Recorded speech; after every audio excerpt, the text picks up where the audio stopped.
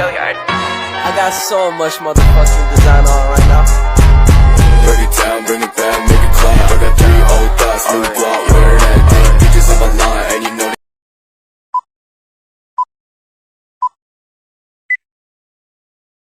Halo, perkenalkan nama saya Anggrini Busunggu dengan NIM 21050404006 Prodi Pendidikan Pancasila dan Kewarganegaraan dari Universitas Sisingamangaraja 12 Tapanuli.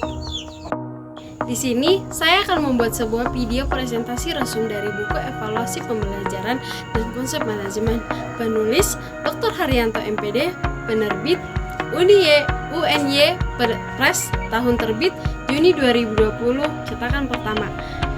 Video ini dibuat untuk memenuhi tugas mata kuliah Evaluasi Pembelajaran yang dibawakan oleh dosen pengampu Ibu Dinata Lumbangaol, SPD MSI. Bab 1. Tes, pengukuran, penilaian, dan evaluasi. Dalam dunia pendidikan, seringkali ada penyamaan makna istilah tes, pengukuran, penilaian, dan juga evaluasi. Padahal, pada hakikatnya, keempat istilah tersebut memiliki makna yang berbeda. Yang pertama, tes atau testing. Tes atau testing ini berasal dari bahasa Latin testum yang berarti sebuah piring atau jamban dari tanah liat. Istilah tes ini kemudian dipergunakan dalam lapangan psikologi dan selanjutnya hanya dibatasi sampai metode psikologi, yaitu suatu cara untuk menyelidiki seseorang. Yang kedua, pengukuran. Answarman mendefinisikan pengukuran sebagai suatu prosedur pemberian angka atau kuantifikasi terhadap atribut atau variabel sepanjang garis kontinum. Dengan demikian, secara sederhana pengukuran dapat dikatakan sebagai suatu prosedur membandingkan antara atribut yang hendak diukur dengan alat ukurnya. Pengukuran dibedakan menjadi dua, yaitu pengukuran secara langsung dan juga pengukuran secara tidak langsung. Yang ketiga, penilaian atau assessment. Penilaian adalah suatu proses pemberian keputusan, kategorisasi atau kesimpulan atas dasar hasil pengukuran pada suatu aspek tertentu yang dilakukan secara internal maupun eksternal. Sebagai ilustrasi, ketika guru melakukan pengukuran, hasil belajar dengan tes diperoleh skor pada setiap anak. Dan yang keempat adalah evaluasi. Evaluasi merupakan sebuah proses pemberian atau membuat pertimbangan tentang arti dan nilai, tingkatan prestasi atau pencapaian suatu proses, aktivitas, produk, maupun program pemberian pertimbangan. Pembahasan berikutnya yaitu bab 2, pembelajaran. Pembelajaran secara luas didefinisikan sebagai sembarang proses dalam diri organisme hidup yang mengarah pada perubahan kapasitas secara permanen, yang bukan semata disebabkan oleh penuaan atau kematangan biologis. Dengan demikian, konsep pembelajaran ini bisa diterapkan kepada semua makhluk hidup yang bisa berkembang dan mengembangkan dirinya sendiri melalui sebuah proses adaptasi dengan lingkungan di sekitarnya. Proses adaptasi ini sebenarnya mengandung proses pembelajaran. Ada 3 komponen penting yang dianggap sebagai hakikat kecerdasan atau intelijen, yaitu yang pertama penilaian atau judgment, kedua pemahaman comprehension, dan ketiga penalaran recension. Ketiga hal tersebut sangat penting dan menjadi esensi bagi ragam kecerdasan. Model pembelajaran maskulin juga mengemukakan pendapatnya bahwa kompetensi guru itu terletak pada bagaimana mereka mempunyai kompetensi dalam mengajar, memotivasi peserta didik, membuat model instruksional, mengelola kelas, berkomunikasi, merencanakan pembelajaran, dan juga mengevaluasi. Menurut Marsh, pendukung keberhasilan guru dalam mengajar model adalah sebuah gambaran mental yang membantu kita untuk memahami sesuatu yang tidak bisa kita lihat atau secara langsung. Dengan demikian, model pembelajaran merupakan sebuah rencana yang dimanfaatkan untuk merancang suatu yang berkaitan dengan pembelajaran. Bab ketiga yaitu evaluasi pembelajaran. Evaluasi pembelajaran adalah sebuah proses pemberian pertimbangan tentang arti dan nilai atas suatu tingkatan presentasi atau pencapaian suatu pembelajaran. Pemberian pertimbangan dalam hal ini didasarkan atas hasil pengukuran dan penilaian banyak aspek atau input proses, output, outcome, dan dampaknya. Tujuan utamanya adalah rekomendasi komprehensif terhadap pembelajaran atas informasi atau data hasil pengukuran dan juga penilaian yang telah dianalisis. Tujuan dan fungsi evaluasi pembelajaran. Yang pertama, tujuan evaluasi pembelajaran. Tujuan dari evaluasi pembelajaran ini adalah sebagai berikut. Yang pertama, menilai ketercapaian tujuan pembelajaran. Kedua, mengukur macam-macam aspek belajar yang bervariasi. Yang ketiga, sebagai sarana untuk mengetahui apa yang siswa telah ketahui. Yang keempat, memotivasi belajar siswa. Kelima, menyediakan informasi untuk tujuan bimbingan dan juga konseling. Yang keenam, menjadikan hasil evaluasi sebagai dasar perubahan kurikulum. Yang kedua, fungsi evaluasi pembelajaran. Ada 4 fungsi dalam evaluasi pembelajaran. Yang pertama, untuk mengetahui kemajuan dan keberhasilan siswa setelah mengalami atau melakukan kegiatan belajar selama jangka waktu tertentu. Yang kedua, untuk mengetahui tingkat keberhasilan program pembelajaran. Yang ketiga, untuk keperluan bimbingan dan konseling. Yang keempat, untuk keperluan pengembangan dan perbaikan kurikulum sekolah yang bersangkutan. Yang berikutnya yaitu bab 4, model, ciri-ciri, dan pendekatan evaluasi pembelajaran. Model-model evaluasi pembelajaran. Pada dasarnya, ada 2 evaluasi, yaitu evaluasi kuantitatif dan juga model evaluasi kualitatif. Model evaluasi kuantitatif muncul dari paradigma positifme, lebih memfokuskan pada dimensi kurikulum sebagai hasil belajar dan juga hasil belajarnya merupakan kriteria model kuantitatif. Sedangkan evaluasi kualitatif berasal dari model evaluasi kurikulum yang menggunakan metodologi kualitatif pada saat pengumpulan data dan evaluasi, serta menggunakan model studi kasus dalam melakukan evaluasi.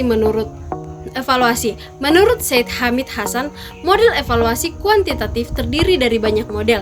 Yang pertama, model Taylor merupakan model yang pertama kali muncul dan digunakan dalam proses evaluasi. Dan yang kedua, ada model orientasi tujuan atau Goal Internet Evaluation. Model ini biasanya diterapkan dalam proses kurikulum di negeri ini yang meliputi tujuan pembelajaran umum dan tujuan pembelajaran khusus. Yang ketiga, ada model evaluasi sistem. Model ini bertitik tolak dari pandangan bahwa keberhasilan dari suatu sistem pendidikan dipengaruhi oleh beragam-ragam faktor, karakteristik anak didik maupun lingkungan di sekitarnya. Yang keempat, model Alkin. Model Alkin ini dinisbahkan sebagai nama pencetusnya, yaitu Marvin Alkin. Menurutnya, evaluasi adalah proses yang meyakinkan keputusan, mengumpulkan informasi, memilih informasi yang tepat, dan menganalisis informasi sehingga dapat disusun laporan bagi pembuat keputusan dalam memilih beberapa alternatif. Yang kelima, ada model Michael Scriven atau evaluasi sumatif formatif. Model evaluasi Scriven ini sudah banyak dikenal oleh umum dari segi fungsinya dan evaluasi ini terbagi ke dalam 2 bentuk, yaitu formatif dan juga sumatif. Yang keenam, ada model Robert Gresham. Model ini dikembangkan oleh Glasser yang dimana dia berupa untuk memberikan detail yang lebih baik tentang evaluasi dalam pembelajaran dan pengajaran. Yang ketujuh, ada model Illuminatif. Model Illuminatif ini dikembangkan di Inggris dan banyak dikaitkan dengan pendekatan-pendekatan dalam bidang antropologi. Model ini merupakan salah satu bentuk model evaluasi dari kualitatif dan juga terbuka. Yang kedelapan, model responsif. Model responsif ini sama dengan model Illuminatif, yakni menekankan pada pendekatan kualitatif dan juga. Dan bab yang kelima merupakan manajemen evaluasi pembelajaran. Dalam proses manajemen biasanya mengikuti produser POAC, yaitu planning, organizing, actualing, dan juga controlling. Karena itulah dalam evaluasi pembelajaran ini akan mengikuti prosedur tersebut yang berarti ada perencanaan, yaitu planning, pengaturan atau organizing, pelaksanaan atau actuating, dan pengawasan atau controlling yang terhadap kegiatan evaluasi ini. Perencanaan dalam teori manajemen ini adalah awal dari semua proses yang rasional dan juga mengandung sifat optimisme yang didasarkan pada suatu kepercayaan bahwa dapat mengatasi berbagai macam permasalahan. Dalam pandangan yang lain, perencanaan adalah proses sistematis dalam pengambilan keputusan tentang tindakan yang akan dilakukan pada waktu yang akan datang. Menentukan tujuan evaluasi pembelajaran harus dirumuskan dengan jelas dan tegas serta ditentukan sejak awal karena menjadi dasar untuk menentukan arah, ruang lingkup materi, jenis dan model evaluasi dan karakter alat penilaian. Bab ke-6, karakteristik evaluasi pembelajaran. Validitas. Validitas adalah suatu ketelitian dan ketepatan suatu alat mengukur yang bisa alat mengukur tersebut dipergunakan untuk mengukur akan memberikan hasil sesuai dengan besar kecilnya gejala yang sudah didapat. Dengan demikian, yang penting dalam validitas adalah adanya ketepatan dan juga ketelitian dari suatu alat pengukur. Ada dua unsur penting dalam validitas ini. Pertama, validitas menunjukkan suatu derajat yang sempurna, ada yang sedang dan ada pula yang rendah. Kedua, validitas selalu dihubungkan dengan suatu keputusan yang tujuan spesifik. Validitas sebuah tes dapat diketahui dari hasil pemikiran dan hasil pengalaman. Hal yang pertama akan diperoleh adalah validitas logis, logikal validitas, dan hasil yang kedua diperoleh validitas empiris. Kedua hal ini yang dijadikan sebagian besar mengelompokkan validitas tes. Yang kedua, reliabilitas. Reliabilitas adalah tingkat atau derajat kontensitas dari suatu instrumen. Reliabilitas tes berkenalan dengan pertanyaan apakah suatu tes itu sudah dapat diteliti dan dapat dipercaya sesuai dengan kriteria yang telah dapat ditempatkan. Suatu tes dapat dikatakan variabel jika selalu memberikan hasil yang sama apabila diuji pada kelompok yang sama pada waktu atau kesempatan yang berbeda. Reliabilitas ini sendiri bisa diukur dengan menggunakan tiga kriteria yang stabilitas, dependabilitas, dan prediktibilitas. Stabilitas menunjukkan keajaiban suatu tes dalam mengukur gejala yang sama pada waktu yang berbeda. Dependabilitas menunjukkan kemantapan suatu tes dan seberapa jauh dapat diandalkan. Sedangkan prediktibilitas menunjukkan kemampuan tes untuk meramalkan hasil pada pengukuran gejala selanjutnya. Yang selanjutnya merupakan objektivitas. Dalam melakukan evaluasi pembelajaran, objektivitas adalah hal yang sangat penting agar bisa mendapatkan hasil evaluasi yang benar-benar objektif.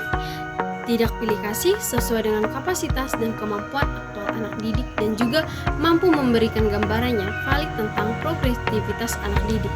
Lawan dari objektivitas adalah subjektivitas, di mana unsur pribadi masuk ke dalam berbagai aspek penilaian yang bisa mempengaruhi hasil dari penilaian itu sendiri. Ada dua faktor yang bisa memengaruhi subjektivitas terhadap hasil evaluasi pembelajaran ini, yaitu pertama bentuk tes itu sendiri dan juga evaluatornya. Bab berikutnya yaitu bab ke-7, teknik tes dalam evaluasi pembelajaran. Menurut sejarah, tes terurai ini adalah bentuk tes yang lebih dahulu ada dan berkembang. Namun, karena banyak kelemahannya, para pakar pendidikan, kurikulum, dan psikologi berusaha untuk menyusun tes dalam bentuk yang lain, yaitu tes objektif. Namun, hal ini bukan berarti tes objektif yang atau bentuk uraian ini ditinggalkan sama sekali, karena bentuk tes uraian ini bisa digunakan untuk mengukur kegiatan-kegiatan yang sulit diukur dan oleh tes objektif.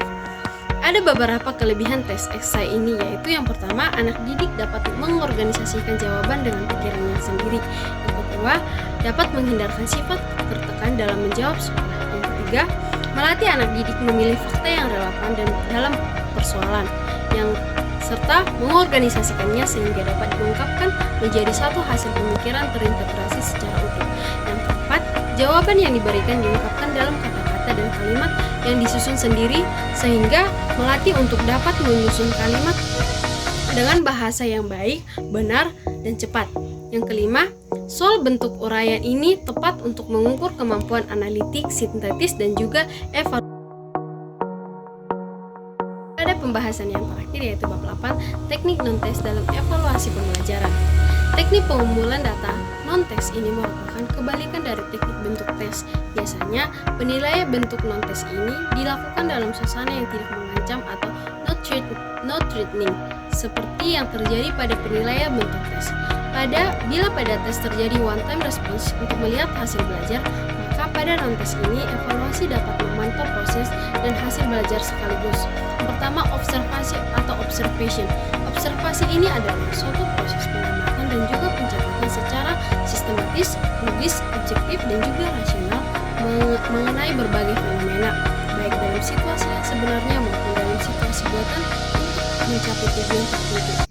Alat yang digunakan dalam melakukan observasi ini disebut juga sebagai pedoman observasi.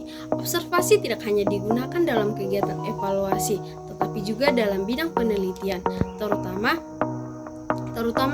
penelitian kualitatif.